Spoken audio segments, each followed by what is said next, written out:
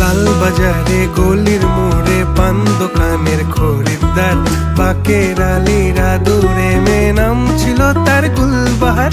লাল বাজারে গলির মোড়ে পান দোকানের খরিদ্দার, বাকের আলীরা দূরে মেয়ে নাম ছিল তার গুলবাহার। নাম ছিল তার গুলবাহার, দেখতে ভারী চমৎকার, তুলনা যে হয় না তার হোসনে আরা গুলবাহার। বাকের আলীরা